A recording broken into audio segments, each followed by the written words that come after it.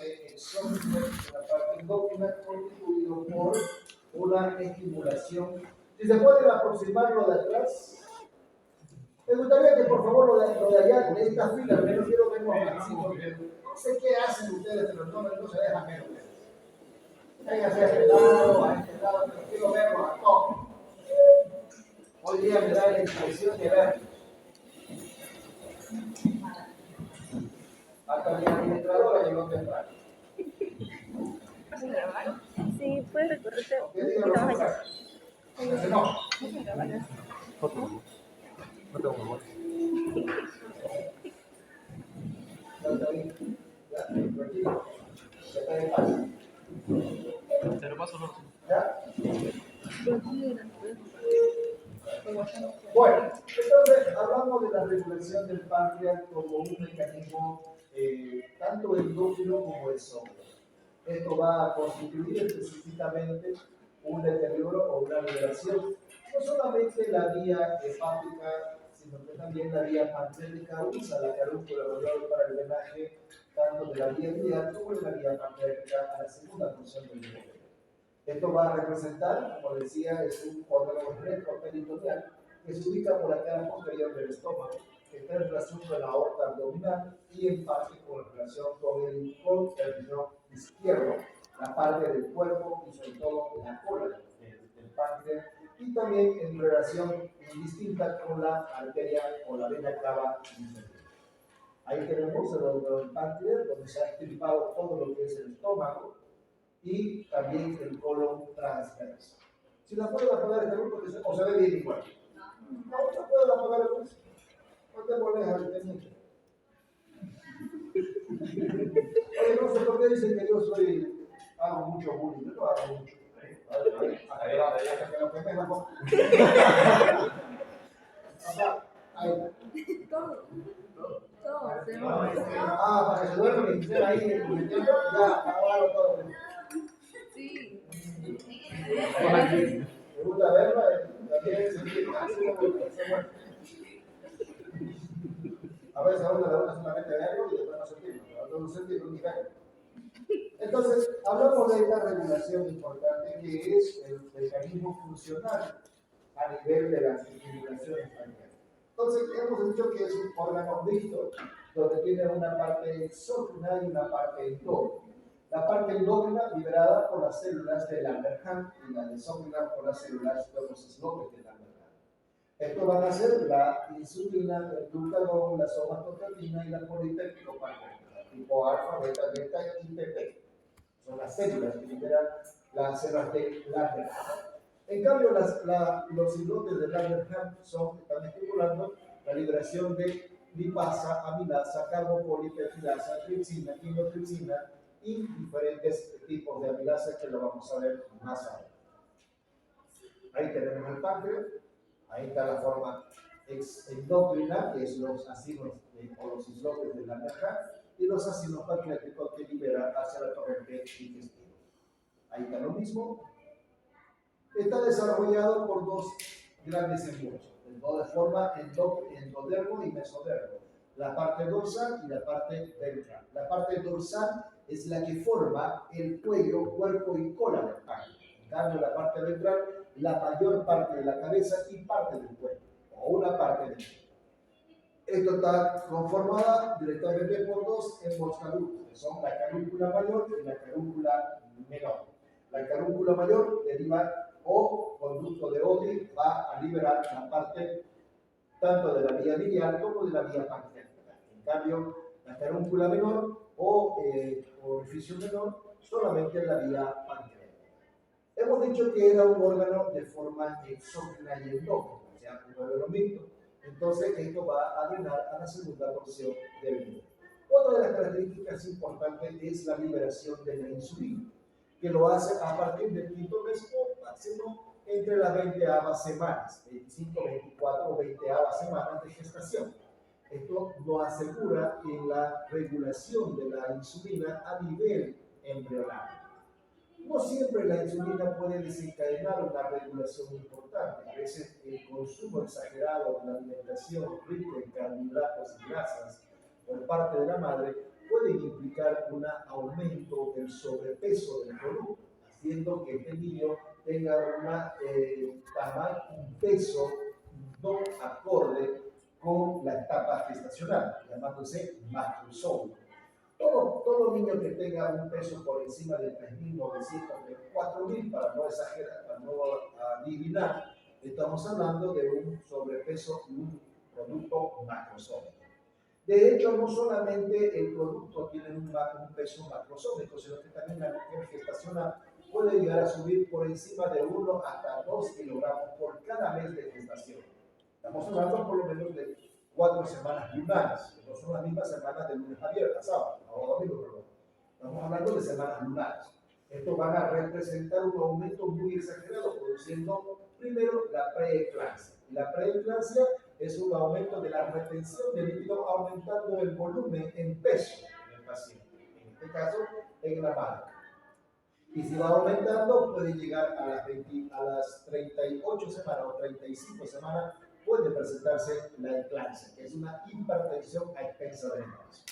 Por eso que el producto ya es viable por encima de las 28 semanas.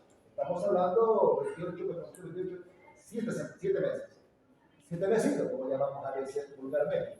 Esto puede representar ya una viabilidad, porque el embarazo con una eclampsia determinada debe ser absolutamente la interrupción del embarazo antes que fallezcan los dos productos, tanto la madre como el niño.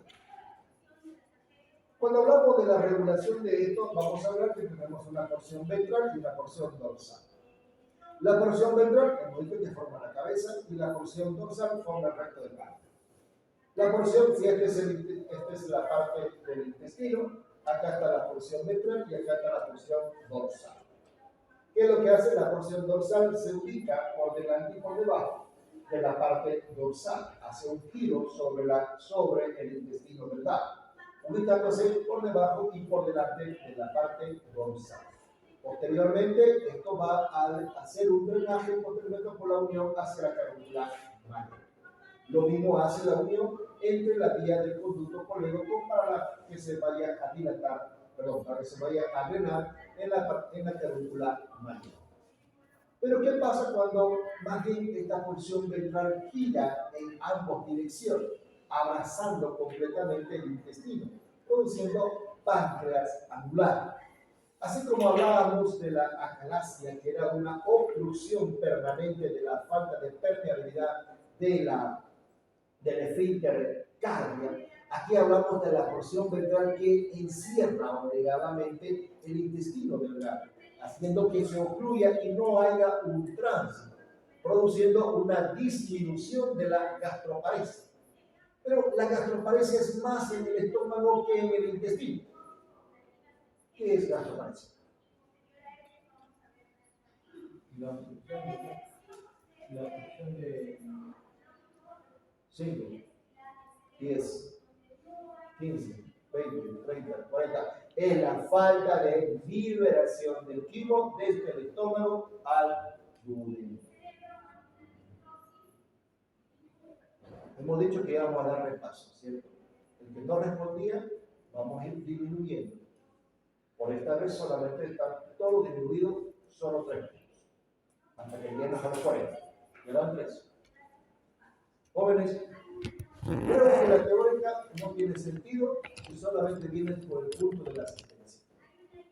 Si alguien, con todo cariño, si alguien me dice, doctor, es que yo solamente pongo el 40 en la asistencia, oye, yo te lo pongo.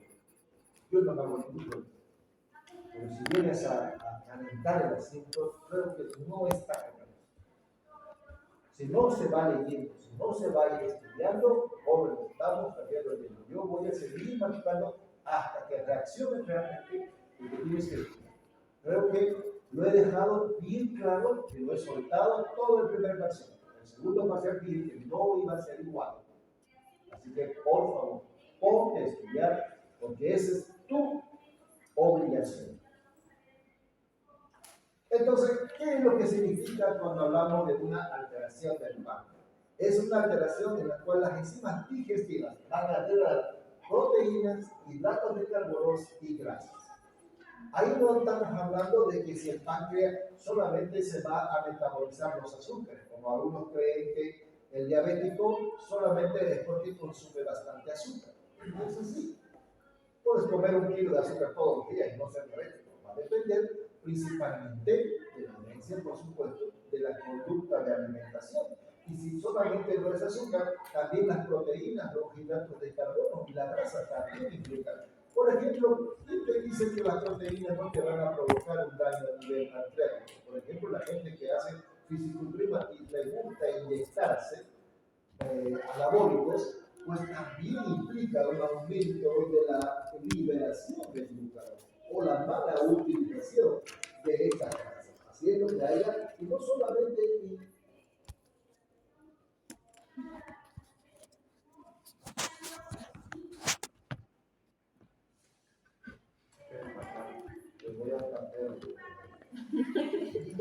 y no solamente la adquisición. Fíjense que las personas que hacen fisiculturismo, no, como ustedes que hagan,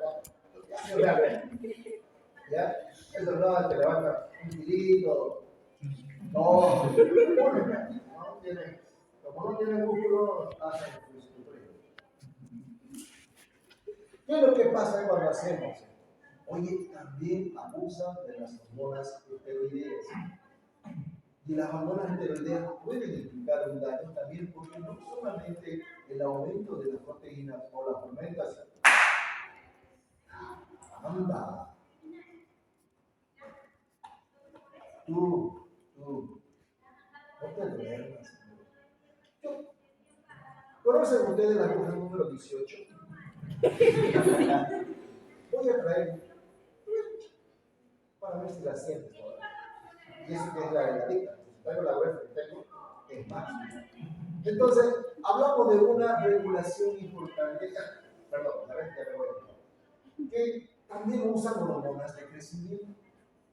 Y la hormona de crecimiento no es para que aumente la talla. Hemos dicho en un momento que no solamente se aumenta la talla, sino que también los órganos internos aumentan de tamaño. Y uno de ellos es que también la hormona de crecimiento actúa para el aumento de la liberación de glucógeno. O sea, hay una mala utilización. Por eso es que el paciente que consume proteína o metabólico tiene que hacerlo en casa. Doctor, igual puede aumentar el tamaño del corazón por ese mismo tema. Todos los órganos internos aumentan. Lo que no aumenta es el hígado. Nada. Es grandote, pero tú lo ves así. Es un pequeñito. No hay. Hasta yo Puerto María. Para disminuir, porque ya tengo. No, de ahí nada. No hay camino para disminuir. Por eso estoy así. Entonces, ¿qué es lo que pasa? A ver, ya quisiera tomar. Ay. Te quedan en el pito así. En cambio, los normales, como compañero y yo, estamos así un poquito dañados.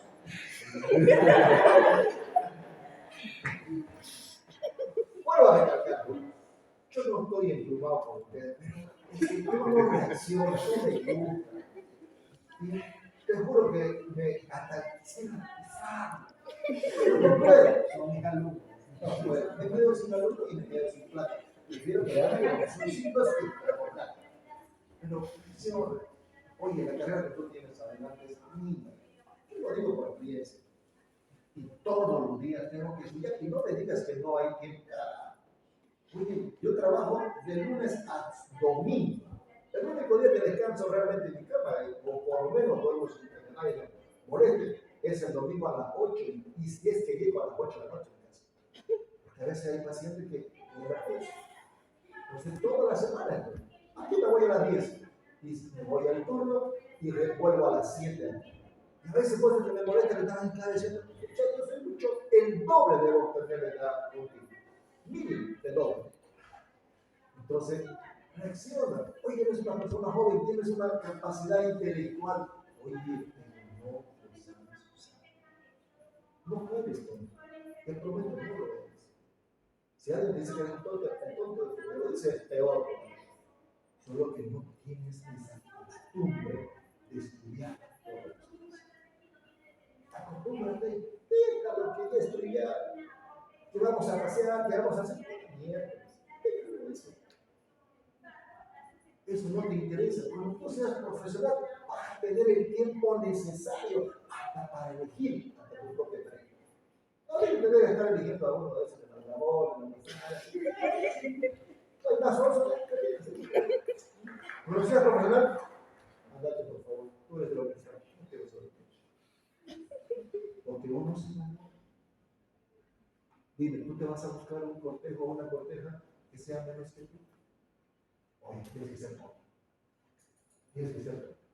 Si a vos la carrera te ha costado sacrificio, buscas por lo menos alguien mejor que vos. No busques igual. Nunca busques un igual. Los polos iguales se repelen. Los polos opuestos se enredan.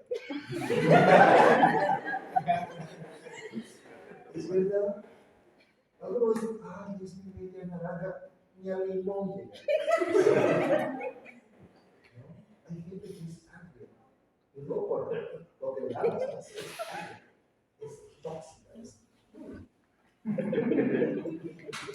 Pero, vas a ver, hoy tu capacidad intelectual no es 2 más 2, 4. Has estudiado bastante. Has estudiado bastante. Y eso que dicen, ay, el amor es cero. El amor es bruto también. Entonces tienes que buscar. Ya, no te digo que te busques una persona igual que tú, sino una persona mejor que tú. Una persona igual, no avanzas. Es igual. Por eso es igual. Buscas una persona menos que tú, estás retrocediendo. Porque la persona que no avanza te habla. Oye, y con tus propias responsabilidades puedes adelantar. Imagínate como responsabilidad ajena. Tú tienes que buscar una persona que sea mejor que vos. Porque esa mejor que vos hasta te inspira a mejorar. No estoy hablando de admiración. Tú no debes tener a ninguna mujer, a ningún hombre admirable. Debes buscar su mejor ejemplo. Igualar su ejemplo. No admirar. Eso sería tonto. Así que, lucha. ¿Ya? No crean que vengo a seguro que no han dado. Pero estoy hasta aquí. Quiero decir, ya nada para ver, por favor. No. Pero no es por eso, sino que quiero que entiendan que mañana cuando sean profesionales, no les pese no haber. Por lo menos lo que han llevado conmigo físico, lo que están ahora llevando fisiopato y lo que han seguido llevar desde físico conmigo hasta fisiopato. Creo que sí o sí siempre le tengo que hablar, o por lo menos que diga a el desgraciado, aparte que me mandaba la miércoles, por lo menos le diga. Yo creo que no solamente impartir una carrera, impartir una materia, implica responsabilidad. No soy tu hermano mayor, menos tu padre. No lo quiero ser. Sería un placer y un honor ser tu familiar o un hermano mayor. Pero me implica a que tú seas responsable. Eso sí me interesa. Y sí voy a machucar hasta que te emplumes. Te enojas, pena. Porque el que pierde sigue siendo. No hay mayor sordo que el que no quiere escuchar. ¿Okay? Así que, como siempre digo, hay un dicho muy bonito. Si quieres ser diferente, deja de hacer lo mismo. Sí. Deja de hacer lo mismo. No hay eso, esa tontería. Mañana voy a empezar. Igual que la dieta, ¿no? Ya, el lunes empiezo. Nunca llegué. ¿Tú crees que porque maduras más temprano va a salir más antes el sol? Pues no sabe cómo tiene que ser. No trates de cambiar cuando tú no empiezas. Cambia primero tú. Cambia. Esos pequeños detalles que vas cambiando en tu propia estructuración de vida va a ser mejor. ¿Está bien? Así que no te preocupes, no hay crecimiento. Entonces, si va a comprarte, ya no. Aumenta todos los órganos del ombligo para arriba. Entonces, ¿qué es lo que pasa cuando hablamos de esto? Hablamos de las enzimas principales, que son la tripsina, la clinotripsina y la carbopolipeptinasa. Estos van a ir a constituir principalmente, sobre todo los hidratos de carbono. ¿Se acuerdan cuando hablábamos de la amilasa, la tiamina o alfa-amilasa que liberaba la glándula parótida? Hablábamos de una amilasa, pero el porcentaje más alto lo hacía la amilasa pancreática, donde hidrolizan los almidones, el glucógeno y también algunos hidratos de carbono. Lo mismo sucede en la lipasa pancreática, hidroliza los ácidos grasos y monoglicéridos, el colesterol esterasa, el colesterol y la fosfolipasa, los ácidos grasos de los fosfolípidos. Todos estos componentes también son de forma inactiva, donde el tripsinógeno, el actilotripsinógeno y la carbopolipeptidasa son de forma inactiva. Gracias a la enzima enterosilasa van a ir a determinar el cambio. Y lógico que también va a depender del pH ácido. Hemos dicho, cuando un pH de un estómago está extremadamente ácido, pues hay una conversión. Y también hay una buena absorción de la cianocobalamina que tanto hemos hablado. Pero cuando el pH es alcalino, pues no hay una versión o no hay un cambio y sobre todo no hay una buena absorción proteica. Hemos dicho que la pancreatitis está dada por una inflamación del propio páncreas. Este páncreas está constituido por la liberación de tripsina, en este caso tripsinógeno. Esta enzima puede ir a desdoblar proteínas principalmente. ¿Y qué es lo que sucede con el tripsinógeno? Si no se convierte, el tripsina no se convierte en tripsina, el tripsinógeno no se convierte en tripsina, esto va a representar una disminución en la absorción de proteínas. Y esto es un mecanismo importante. ¿Por qué? Porque muchas de las sustancias que no se van a absorber proteicamente, pues hay una disminución en la división celular. No se olviden que la proteína, aparte de que es una fuente muy importante de energía, también es estructural. Ahora, cuando se establece la pancreatitis, puede ser principalmente por tres causas. Hay muchos, pero por tres causas muy importantes. La pancreatitis es obstructiva por un cálculo que hemos hablado y también por un edema de papila que presenta la edematización papilar. Y por último, que es un poco más agresiva, que es el cáncer de vías biliares o cáncer pancreático, que produce una disminución importante en la liberación de sustancias exógenas. Así como el páncreas libera una sustancia tripsina, también forma una enzima o un inhibidor de la tripsina. Pero como la pancreatitis es una enfermedad autoinmune, o sea, ataca a sus propias células o a su propio órgano, por eso que una de las características de la pancreatitis es la necrosis tubular aguda o atención del cruzar a nivel del páncreas. ¿Por qué? Porque está actuando contra su propia célula. ¿Qué es lo que pasa? Por eso que se le hace un reposo pancreático y el reposo hepático. No le vas a dar proteínas, no le vas a dar carbohidratos o no le vas a dar monoglicéridos. ¿Por qué? Porque estás aumentando la producción y la hipersecreción pancreática. ¿Qué es lo que sucede? Que esta secreción pancreática va a ir a determinar principalmente un aumento. Y ese aumento, como no hay paso hacia el torrente digestivo, pues vuelve a ir o vuelve a atacar el propio páncreas. Lo mismo sucede. No te duermas. No te duermas. Por favor. ¿Está bien? Estoy hablando.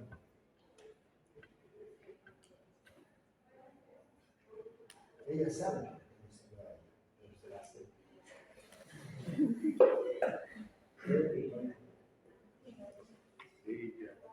Doctor, las fibras también hacen mal a la pancreatitis, Perdón. las fibras. Fibras. ¿Qué llaman fibras? O sea, hierro, Todo. Cuando uno habla de reposo pancreático, quizás por lo que no de repente de desconocer, pero ¿conocen ustedes la dieta líquida 2? ¿Han escuchado? ¿No? Okay. La dieta líquida 2 consiste agua de manzanilla y galletas de agua. Agua de manzanilla y galletas de agua. para eso no daría una deshidratación.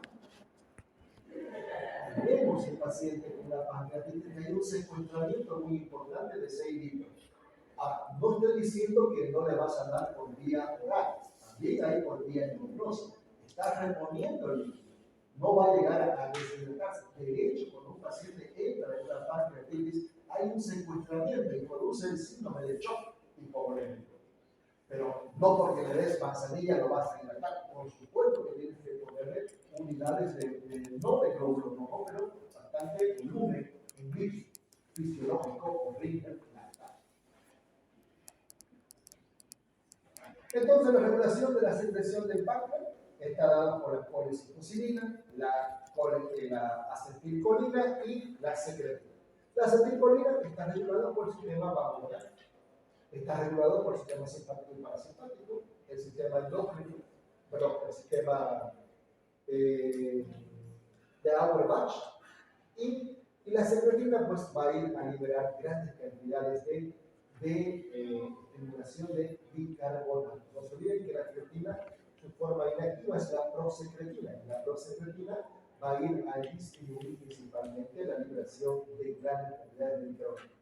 A pesar de que hay un pH ácido y necesita para metabolizar mucho cambio de inactiva a activa, también hay la producción de inhibición, porque el exceso de gastritis, el exceso de ácido clorhídrico puede implicar una gastritis o una ulceración gástrica. Lo mismo que en la fase del estómago, el estómago también tendríamos una fase cefálica, una fase gástrica y una fase intestinal. En cambio, en la pancreatitis, la fase cefálica y gástrica es una sola. Y la fase intestinal vuelve a repetirse la colecitocinina y la secretina. Es una hormona de forma endógena. Esto va a formar la secretina, la liberación de bicarbonato gracias a la prosecretina y la colecitocinina, el control de la regulación de excreción. Ocluye el páncreas para que no se siga liberando si un caso presenta una pancreatitis. Lo mismo sucede con la vía biliar. Esto está formado entre 600 a 1200 en los libros, y esto va a ser regulado por la emulsificación y la detergente y absorción de las grasas. Y también, en segundo lugar, la formación de bilirrubina. Esto constituye por lo menos 6.6 gramos, más o menos 1 gramo diario de colesterol para la formación incluso del colesterol a través del código de superocólico, formando con la taurina y la glicina, el gluco y tauro conjugado. Estos van a ir a formar las micelas. Y estas micelas van a ir realmente al desdoblamiento como emulsificación detergente de las sales biliares, y en segundo lugar la absorción de ácidos grasos, monoglicéridos y colesterol inhibidor. Todo a la segunda porción del día. Este de forma endocrina.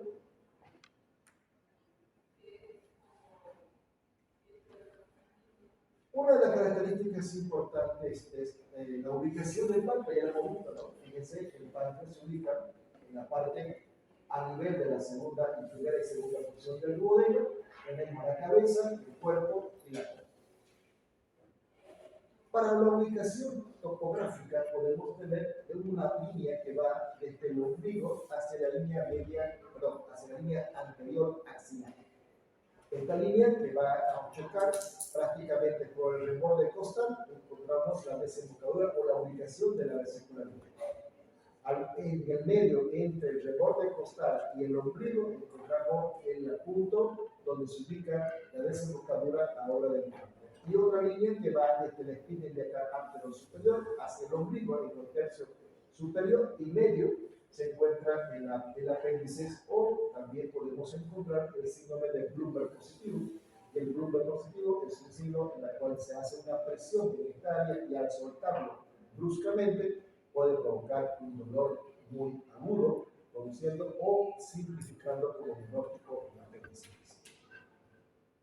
Esta es la característica de la irrigación. La irrigación está dada por el tronco celíaco, donde el tronco celíaco da en arteria esplénica, gástrica y hepática. Entre las arterias que van a irrigar el páncreas es una que viene de la hepática, que es la gastroduodenal anterior superior e inferior. Un ramo de la arteria mesentérica inferior, mesentérica superior, y un ramo de la esplénica. Pero vamos a ver más adelante. Es solamente son imágenes para que tú lo veas. ¿Sí? Ahí tenemos el tronco celíaco, la mesentérica superior y la mesentérica. No vamos a entrar en detalle cuáles son qué ramas son. Solamente lo más principal. Tronco celíaco, la mesentérica superior y la mesentérica inferior. Y bueno, las también que son principales y de bastante calibre, las arterias renales.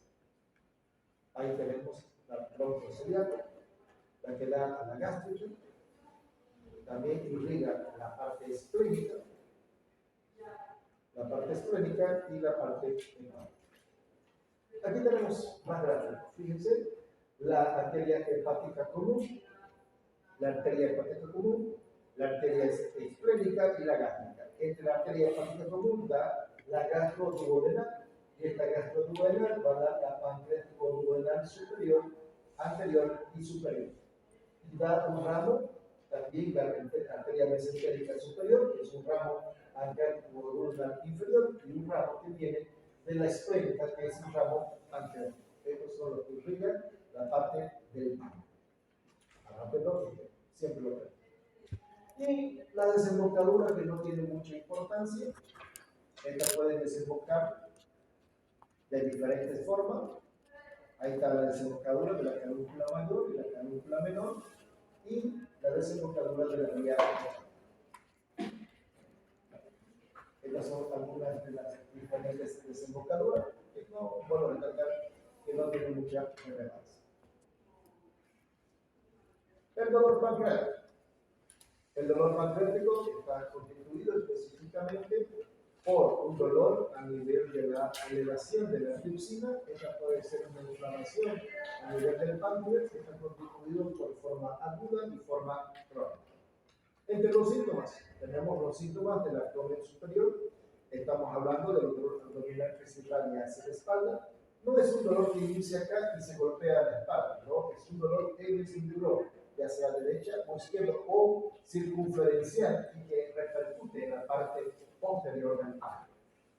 Hablamos también de la pancreatitis aguda, perdón, crónica, donde el dolor es súbito, hay digestión de bajar de peso, tiende a bajar mucho de peso al paciente. Las heces son acetosas, de mal olor, desagradables, tipo esteatorreica, tiene una disminución de la coloración, no son cafés como comúnmente se la conoce, sino más bien son de color blanquecina, porque la enterobilina y la urobilina no pasan al torrente digestivo, disminuyendo así la coloración. Ahora, no solamente la enterobilina y la urobilina, sino la vía no pasa al torrente digestivo. Al no pasar al torrente digestivo, pues no hay absorción y desdoblamiento de la grasa. Por eso es que el paciente presenta una heces esteatorreica. En otras palabras, heces mezclada con grandes volúmenes de grasa. Y también se observa algunas veces el color amarillento. No siempre algunas veces, sino que la mayor parte por encima de la primera semana después de diagnosticar una obstrucción pancreática, pues puede presentar un aumento de las transaminasas, la transaminasa, la PTO y la PGP aumentando una.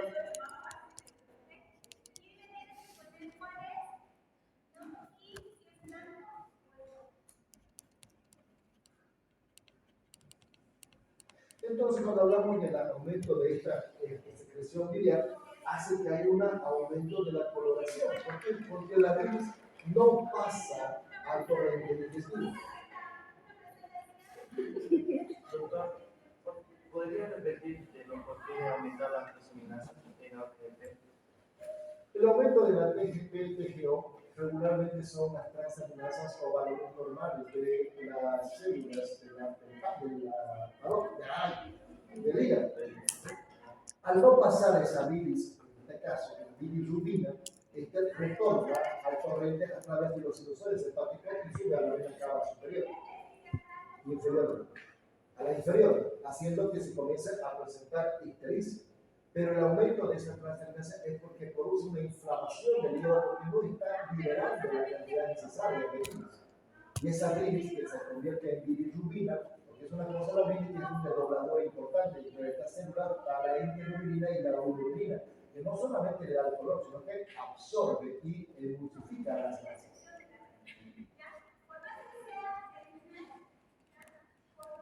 ¿Qué está llevando el problema?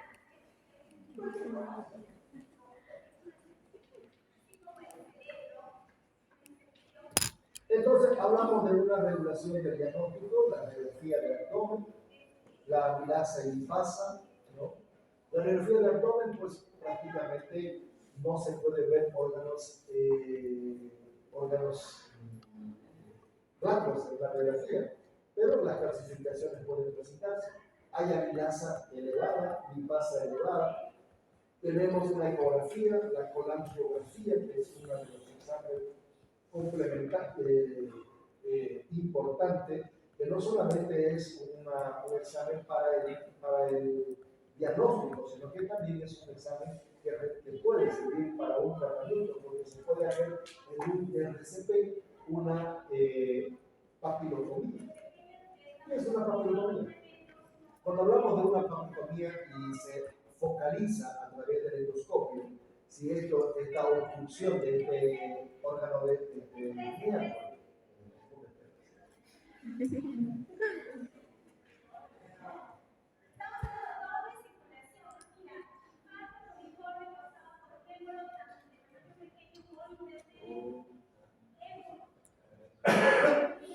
cuando hablamos de una alteración de la columna por un cálculo, la endoscopía entra por la cavidad oral y cuando es retrógrada hace una curva, retrocede, da la vuelta, si quieres entenderlo así, y focaliza el orificio de ojo. Ahí.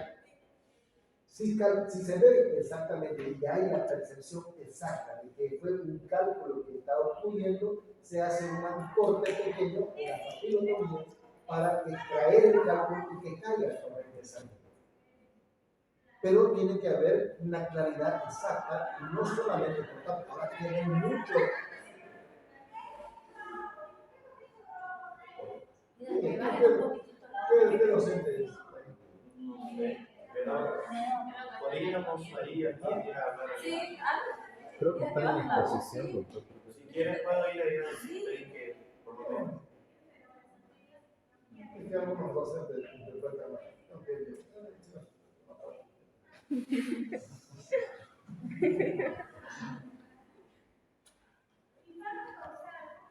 No es mayor que está ahí hablando. Bueno, entonces cuando hablamos de una colangiografía, ¿no? ¿Qué es lo que pasa? Hacemos un diagnóstico y tratamiento a la misma vez. Pero algunos colegas pues hacen negocio de la colangiografía.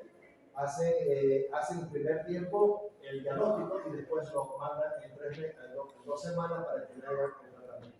Debería ser en un solo tiempo. Lógico que cada endoscopía se vale unos 1.300 hasta 1.500 por cada endoscopía. El riesgo de la endoscopía es alta. Ten mucho cuidado porque le estás metiendo en un órgano una sustancia activa que no se lo había hecho bien. No lo hiciste bien. Y a mí me aplauden ustedes por ay, que no me aplaudan a mí. Pero un jueves de junio, si no se acuerdan de mí, me lo como. Y el examen más importante es la tomografía axial contralateral, ¿no? La tomografía es cierto que es uno de los elementos más importantes, pero imagínate hacer una tomografía a un paciente con contraste que está con una bastante delicado. No, hay que hacerlo principalmente por la clínica, principalmente la parte de la clínica. Además son 900 o 1.200. No es el costo, sino que estás limitando a tu capacidad intelectual a hacer por muchos de los colegas. Si no tienes tomografía, no tienes radiografía, no tienes laboratorio, no tienes ecografía, no diagnosticas. Es tonto que diga, sáquenme estos exámenes y les voy a decir qué diagnóstico. No, señor. Solo el 90% del diagnóstico lo tiene solo con la clínica. El 10% será para confirmar si no es otra cosa, si no es un cálculo, si no es un tumor, si no es una operación a nivel familiar.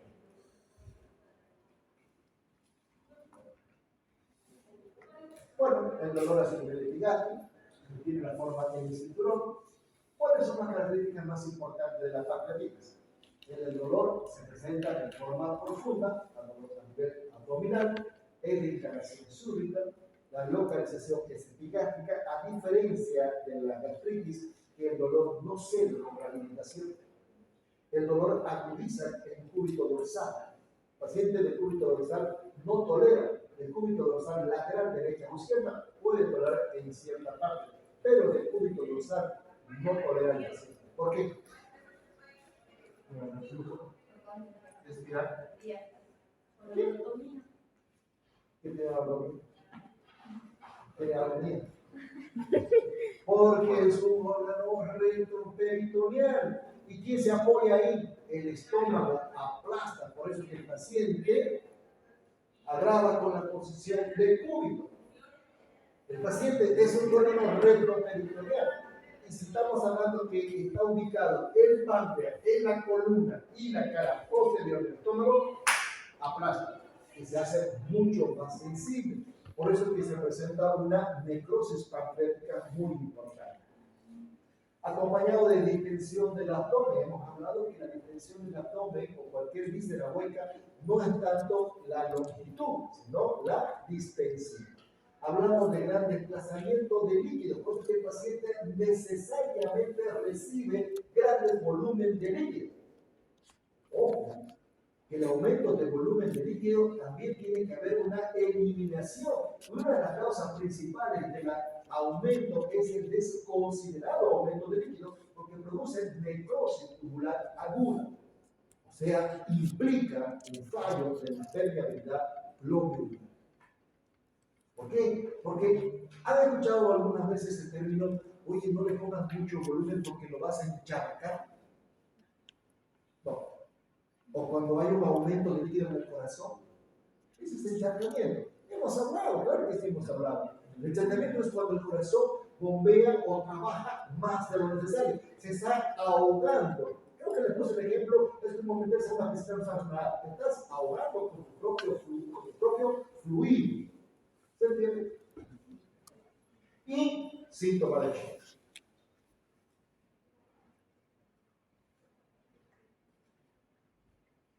Y transcurso de amilasa, sérica y limpasa. ¿No? Leucocitosis. ¿Por qué hay leucocitosis en un paciente con pancreatitis?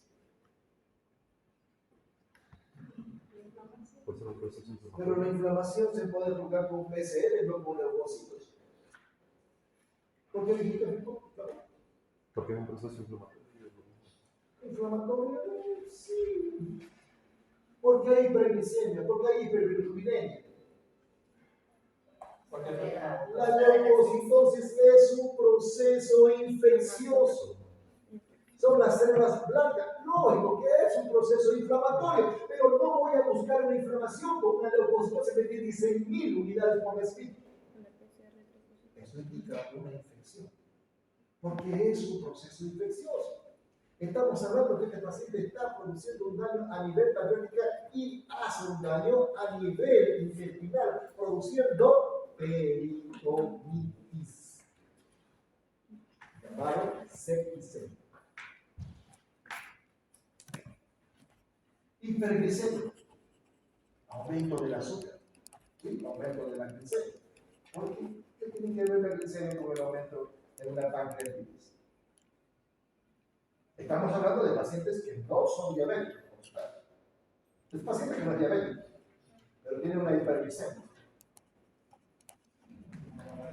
La secretar la insulina.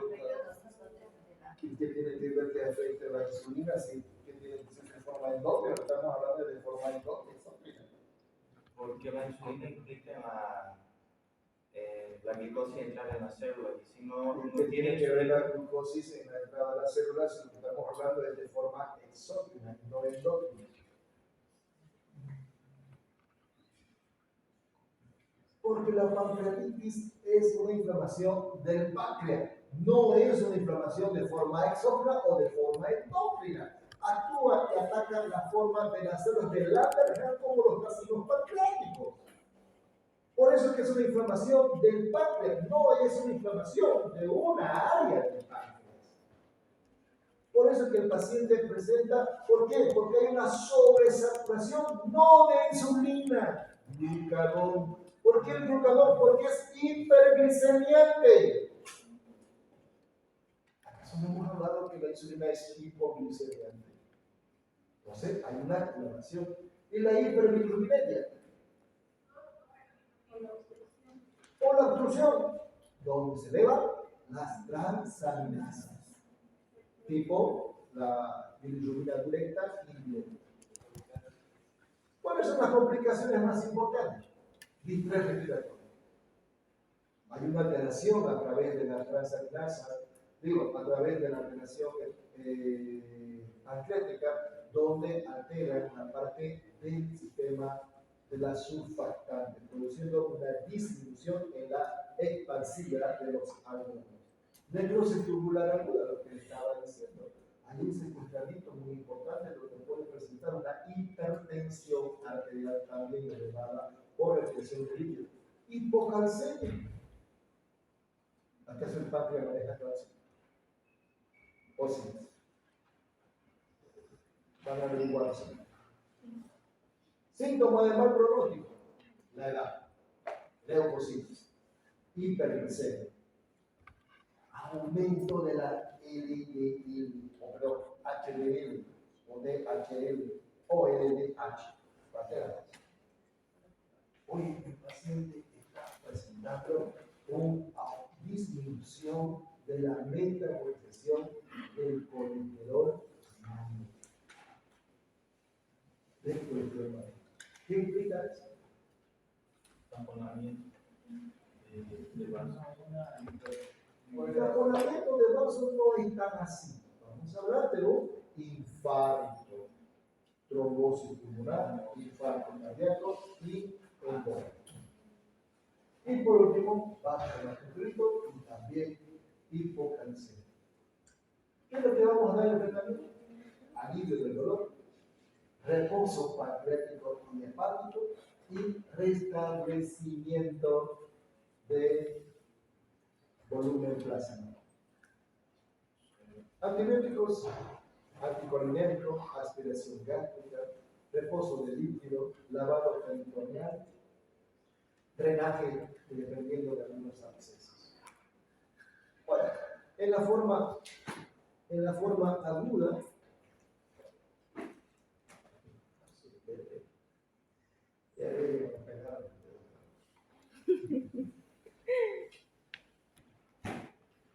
un segundito.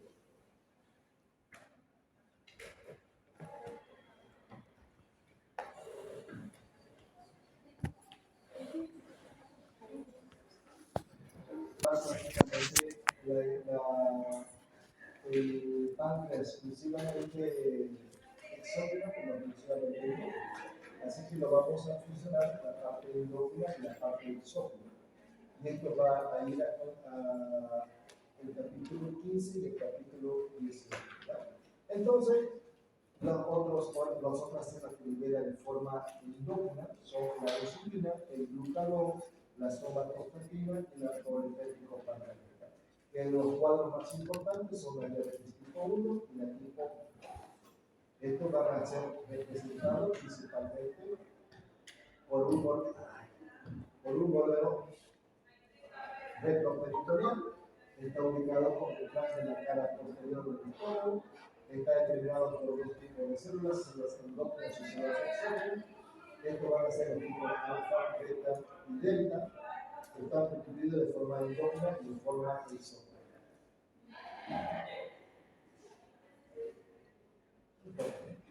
Y estos van a constituir específicamente las células del alfa y las células endógenas o los células del alfa y los citoplasmas.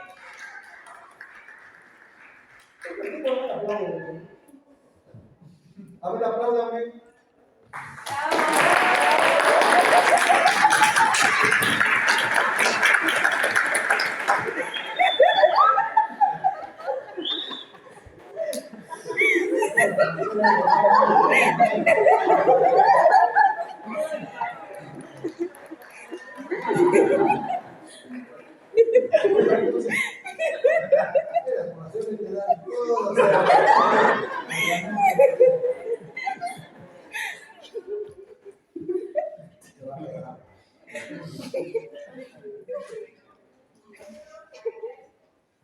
Entonces, hablamos de esta regulación de forma exógena y de forma endógena.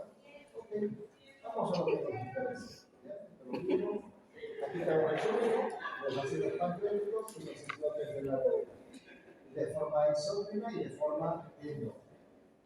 Y ahí están las diferentes células, alfa, beta, delta y gamma. ¿No?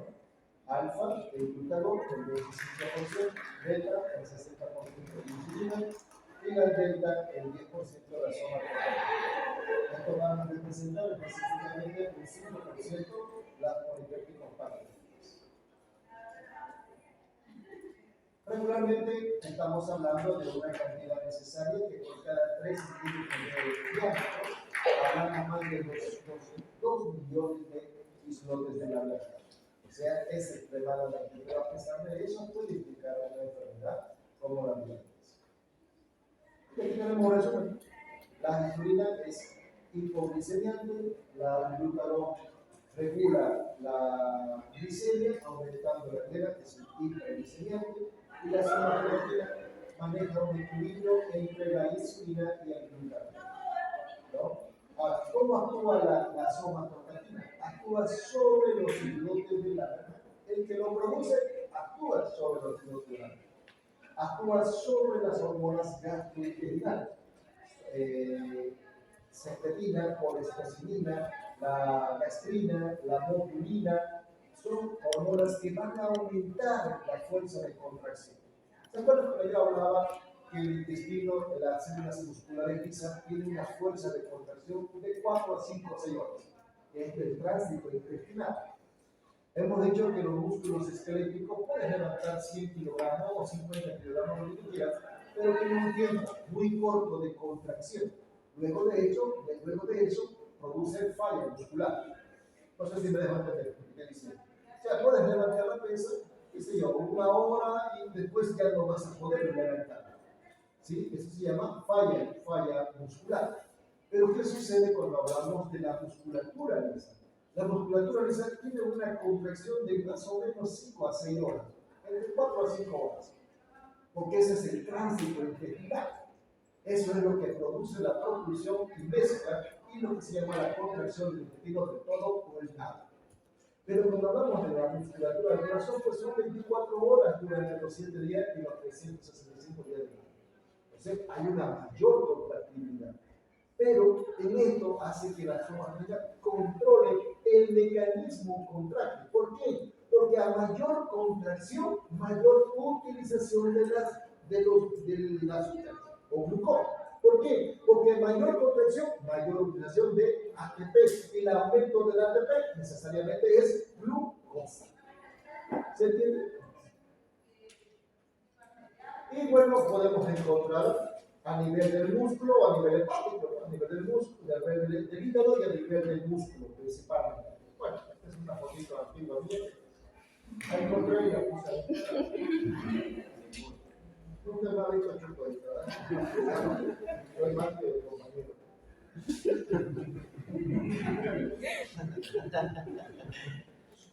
Entonces hablamos de los músculos latidos cardíacos, aumenta la respiración, la glucosa como nutriente, etcétera, etcétera. ¿Ya? ¿Cómo se forma la insulina? Es lo más sencillo, por favor, porque no es materia de bioquímica, ¿no? Hablamos de los ribosomas que a través del ARN forman la preprohormona de insulina y la preprohormona de insulina a nivel del mitocondrio forma la proinsulina a nivel del aparato de Golgi forma la insulina forma la secreción secretoria. Por lo menos que sepan que la insulina es transportador, ya tiene un 50% de conocimiento. Entonces vamos a hablar de esta regulación a través de los hidratos de carbono, la glucosa en sangre, y está regulado por la insulina, que capta, almacena y aprovecha el funcionamiento de la glucosa. Esto a través de la fosforasa hepática, la glucosinasa, y esto a su vez la enzima sintetasa que regula la función muy importante a través del glucógeno. Prácticamente la insulina está en todo el sistema, excepto a nivel central. La insulina no necesita llegar al cerebro porque las células neuronales recogen la insulina directamente del torrente sanguíneo. ¿Cuáles son las secreciones o cuáles son las funciones más importantes de la estimulación de la insulina? La glucosa en sangre, aminoácidos y también hormonas gastrointestinales. Entre estas, cuando hablamos de un factor importante que aumenta la hiperglicemia, estamos hablando de la hiperglicemia, la fenilglicina, el polipéptico inhibidor gástrico, la gastrina, la colecistocinina y la ferina. El glucagón, la hormona de crecimiento. Eso es lo que le estaba diciendo cuando hablamos de hipertrofia muscular, hablando de una persona que hace fisiculturismo. También reciben hormona de crecimiento, esteroides, sobre todo, anabólicos. Estos van a ir no solamente a la hipertrofia muscular de las vísceras, digo, del músculo esquelético, sino que también de las vísceras, sobre todo de la parte interna. Ahora, no estamos hablando de una cardiomegalia, ¿sí? Una cardiomegalia es un corazón aumentado de volumen y disminuido en contractibilidad. ¿Me dejo entender? En cambio, estos músculos es una hipertrofia muscular, pero con una capacidad disminuida en la contracción. Sí, son músculos potentes, pero no necesitamos músculos potentes, sino necesitamos un aumento del flujo. Y el aumento del flujo aumenta la contracción muscular. No sé si me estoy haciendo entender. A ver, si yo necesito que mi corazón bombee porque voy a correr una cuadra 100 latidos por minuto, mi corazón bombea. El primer día va a bombear y se va a agitar, no, se va a detener, hasta que yo tenga una costumbre de hacer esa actividad física. En cambio, cuando hablamos de una hipertrofia, por anabólicos, este músculo está creciendo. Oye, pero es un mole sin mucha fuerza, porque está inyectándose. No hay un aparato que directamente hipertrofie. ¿Me dejo entender? No o no.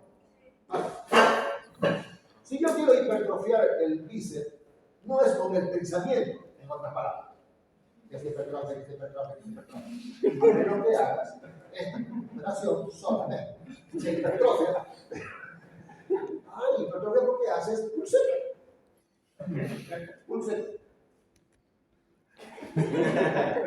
No esa pulseta. ¿Qué es lo que hace? Hay una hipertrofia porque estás haciendo un gasto. ¿Cierto? Ahora, cuando hablamos del aumento del metabolismo y aumento de las órganos internos, no hay un ejercicio exclusivo para que se hipertrofie.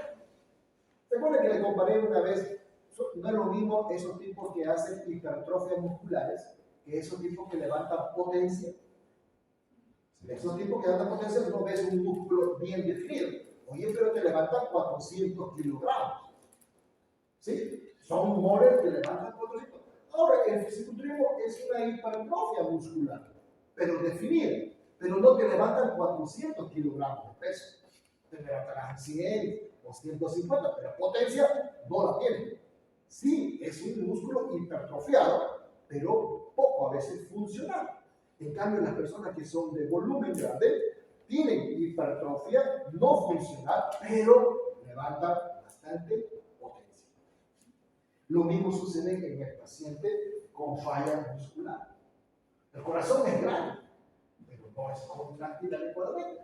Esto lo vemos en pacientes con Chagas. Es un corazón grande e impotente funcional.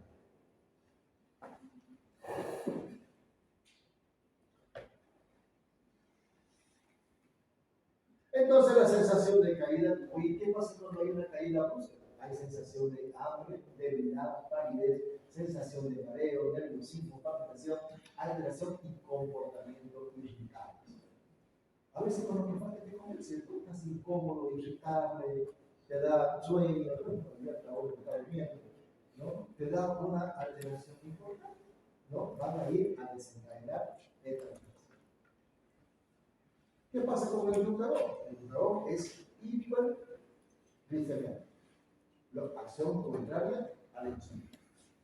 Esto va a ir a desencadenar gracias al desdoblamiento metabólico del glucógeno hepático aumentado por la regulación de la glucogenia hepática.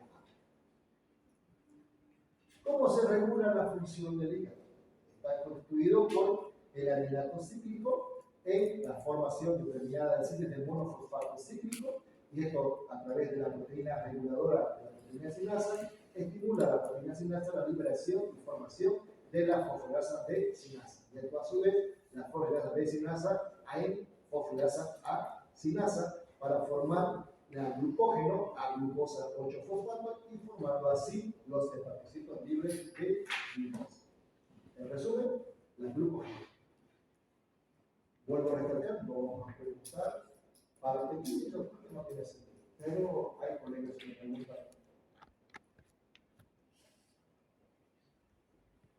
¿Y qué es lo que pasa cuando hablamos de la somatostatina? La somatostatina, que está regulada, es una célula médica que está liberada para actuar localmente sobre los propios islotes de la garganta. Reduce la movilidad del estómago y disminuye la secreción como absorción del tubo digestivo. ¿Y qué es lo que sucede cuando hay una hiperglicemia? Las 4 P: poliuria, polidipsia y polifagia, ¿no? Y sobre todo el aliento halitoso. Cuando hablamos del aliento halitoso, ¿alguna vez ha servido manzana con canela? O solamente canela. El paciente resuelve la canela o manzana en vida. Ahora, no es el 100% en ese caso. Yo en todo el tiempo, solamente a un paciente sentí el olor a manzana. Pero fue por una casualidad. No lo estaba preveniendo.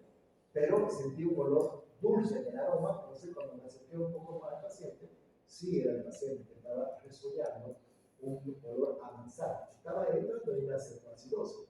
Porque el paciente que tenga ese sentido y lo siente en el olor, estamos hablando como mínimo de 250 miligramos de litro sin necesidad de hacerle una glicemia. Pero si el paciente te dice, oye, tengo mucha hambre, mucha sed, orino mucho de noche, oye, estás hablando de un paciente que ya tiene una alteración a nivel de una glicemia. Y esto vamos a hablar de 2 tipos de alteraciones. Fíjense que la diabetes es la alteración de los hidratos de carbono, de las grasas y proteínas. No dice solamente de la glucosa. ¿No? La alteración de la utilización de los hidratos de carbono, grasas y proteínas, produciendo 2 tipos, el diabetes tipo 1 y el tipo 2, insulino dependiente y insulino no dependiente. ¿De qué depende la tipo 1? Va a depender primero de las infecciones víricas, trastornos autoinmunitarios, herencia, mayormente se da en pacientes por encima de los 14 años, es una diabetes llamada también juvenil, está representada por las manifestaciones muy importantes, fundamentalmente la hiperglicemia.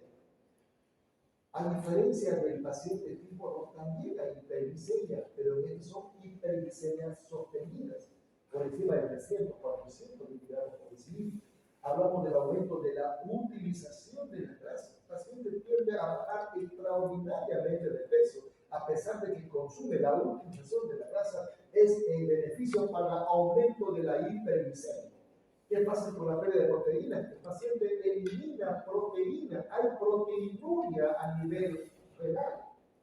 Y esa proteinuria implica prácticamente glucosuria. Y la glucosuria y este paciente puede implicar también hematuria. Si hablamos de hematuria, glucosuria y proteinuria, hablamos de una glomerulonefritis. Por eso que el paciente que tiene diabetes es hipertenso. Porque la hipertensión está regulada por el manejo del equilibrio del espacio extracelular a través del sistema renina, angiotensina.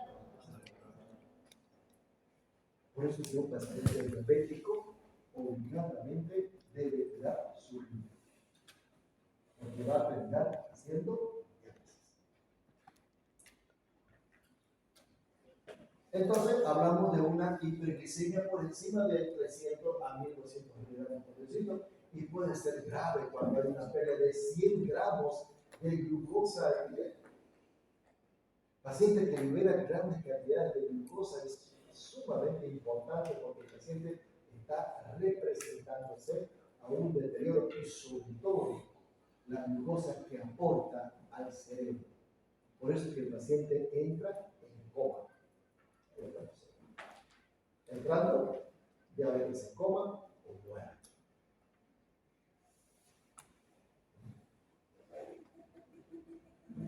Oye, es el diabético, es el hiperglicémico.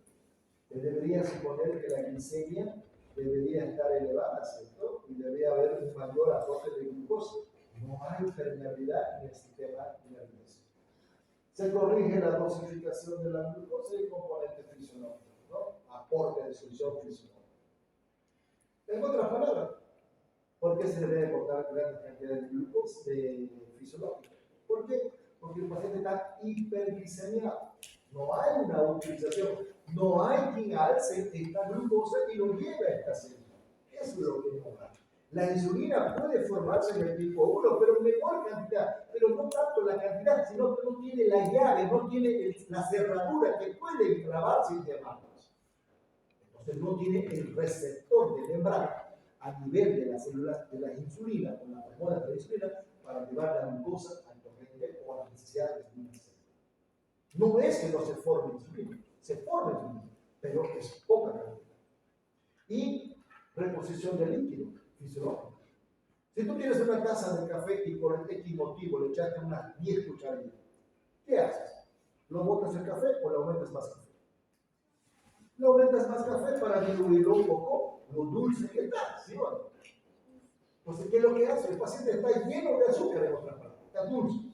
Le tienes una lambida y estás al bien. Pero no es aparte. ¿Qué es lo que pasa?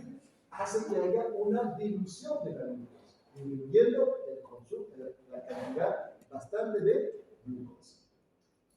Y la reparación rápida y profunda, y sobre todo coma asintótico o arterial. Peor si el paciente tiene una mala utilización de la grasa. Aumenta la HDL. ¿Sí? Y aumentamos pacientes diabéticos, tipo 1, tipo 2, hipertensos, más aumento de control, formación de cálculos. El diabético tipo 2, el 90% son mayores de 40 a 60 años. Y la característica, el factor primordial de importancia, obesidad. Basta que tú peses por encima del índice de masa corporal, por encima de 25, ya tienes un sobrepeso. No tienes que llegar a ser obeso para hacerlo, ya tienes un sobrepeso. Y de ahí que vayas a aumentar un poco más, por supuesto que vas a llegar entre los 25 y 29, quizás por encima de los 30. Estamos hablando de una obesidad de primera edad, una prediabetes universal. Y los factores metabólicos a la resistencia metabólica, la resistencia a la insulina. Para que se entienda mejor la resistencia a la insulina, es 1 kilo de azúcar que quieres diluir en una taza de café. ¿Se entiende? O sea, vas a diluir, quizás la mitad de la bolsa de azúcar, pero no todo. Hay una resistencia. Hay más glucosa con la cantidad mínima de insulina. Por eso que el paciente con resistencia o resistencia a la insulina se le da hipoglicemia en 3 horas, metformina y para disminuir la cantidad de glucosa que no ha sido utilizada. Oye, el paciente no es diabético. El paciente forma insulina, pero la cantidad de ingesta que es con relación a la producción de insulina es abismal. ¿Qué se hace? Por eso que el diabético tipo 2, más adelante, antes de la boca, hay hiperglicemia ayuna, hay insulina, hay resistencia a la insulina. Oye, cuando alguien dice, oye, ya tienes resistencia a la insulina, oye, estás hablando también de las manchas del hígado, a nivel del cuello, a nivel del codo, la rodilla o las axilas. Ya está representándote, te está diciendo el cuerpo que está habiendo una resistencia, hay un aumento del consumo con relación al gasto. Y hemos dicho siempre que a mayor gasto, menor ingesta. Adelante. En otra palabra, menos comes y más ejercicio haces, adelgazas. Si menos comes, más ejercicio y consumes más proteína, hipertrofia muscular. Sencillo. Debe estar tomando agua. ¿Quién te ha dicho que tomar 2 litros o 5 litros de agua diluye grasa?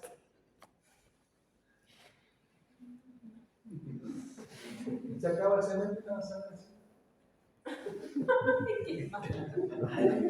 No, porque no es consumir solamente ello. ¿Qué es lo que hace el organismo? El organismo tiene un término medio del 60% de líquido. 61% lo elimina. Se estabiliza. Ustedes han hecho un tipo de actividad física. ¿Sí? No esa, pero han hecho actividad física. Sé que lo han pensado. Pero antes. ¿Qué hace? ¿Hace una actividad física? ¿Qué sexo? Entonces, al hacerlo, ¿ya? Primero, ¿qué hace el organismo? Se estabiliza. ¿Sí? Si has perdido de la transpiración, vamos a ponerle 500 ml. Consumes 500 ml, pero no menos. Pero si pasas de 500, es de 1000, recién comienzas a mear. Pero la orina es concentrada. ¿Qué es lo que pasa cuando tú solamente consumes líquido? Es cierto, te ayuda en cierta parte a mantener un equilibrio del peso. Pero no te pierdes. Estás hidratando al hacerlo, pero no le estás haciendo un aumento en el metabolismo. ¿Cuándo se pierde sustancia o grasa o alteración? Cuando hay un aumento en el metabolismo basal.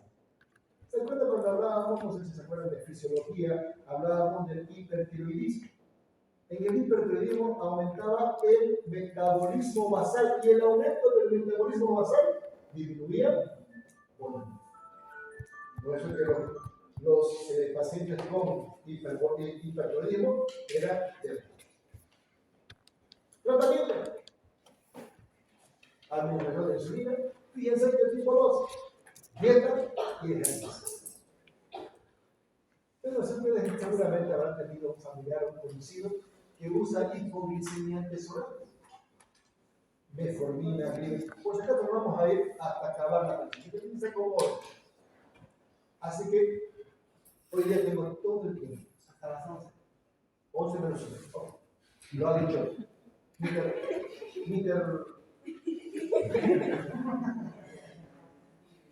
No, porque ayer no hemos hecho nada, ahora vamos a hacer. ¿Cuáles son los primeros derrames? Vamos a hablar de la cívica de la parte, del páncreas. Mira, ya me comer. Y hablamos que 3 o más de estos criterios es mal pronóstico.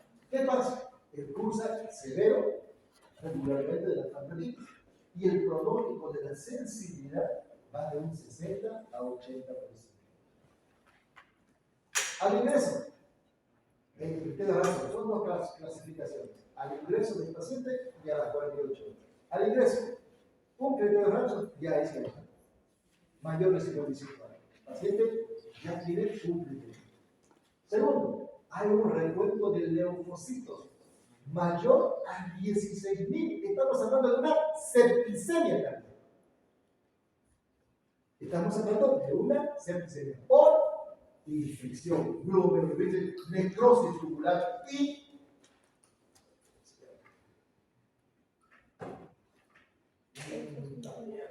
leches de poco paca, pero no es la palabra correcta. Consumen el mal. Glucogenia. Glicemia, ya tengo mi pausa. Glicemia mayor a 200 miligramos por decilitro. El paciente no es diabético. No estamos hablando de diabetes, estamos hablando de las pancreatitis. Lactato deshidrogenasa, HDL. ¿Sí? Elevación de la HDL. Peligro paciente con posible trombosis pulmonar. Eso es lo que sucedía en los pacientes con COVID. En los pacientes con COVID, lo que primero se buscaba era HDL. Una de de las causas principales del COVID era la obstrucción de las vías aéreas, sobre todo las terminales. Hablábamos de una de una contrición vascular.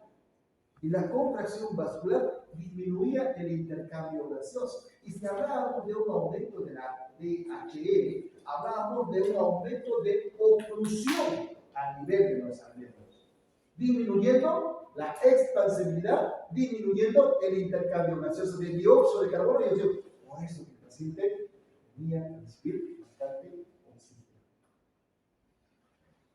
Alteración mayor de sérica por encima de 350 unidades. Hablábamos, yo vi de un paciente que tenía 1500, 1700. Ese paciente estaba por morirse. No por gracias a Dios, pero se usaba harto heparina, enoxaparina. ¿No se lo han escuchado? Sí. La enoxaparina se usaba en bloque. ¿Cuál es el problema de la enoxaparina? Que era diluir la sangre. Pero a la dilución de la sangre también tenemos miedo de que se produzca ACV y mujer. Y aminotransferasa, TGO y TGP. ¿No? Por encima mayor de la dilución diaria. A las 48 horas el pronóstico es malo. Hay una calcemia mayor a 2, equivale más o menos a mayor de 8 miligramos por decilitro. La caída del hematocrito por encima mayor a 10%. Hipoxemia, un PO2 mayor a 60 minutos de mercurio.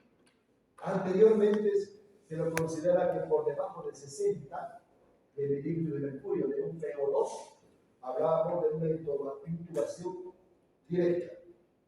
Ahora ya se está hablando de que 70, basta que esté por debajo de 80, por 75, debe considerarse ya la intubación mecánica.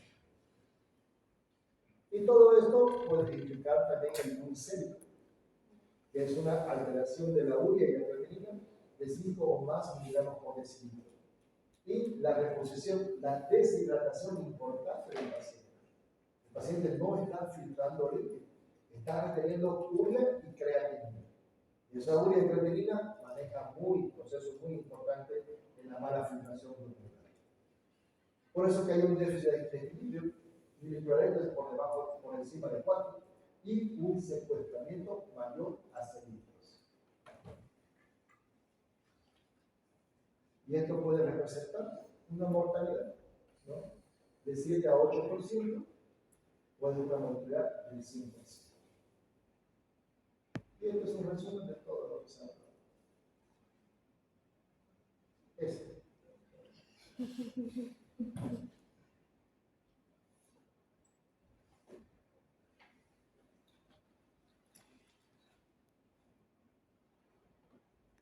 ¿Sí?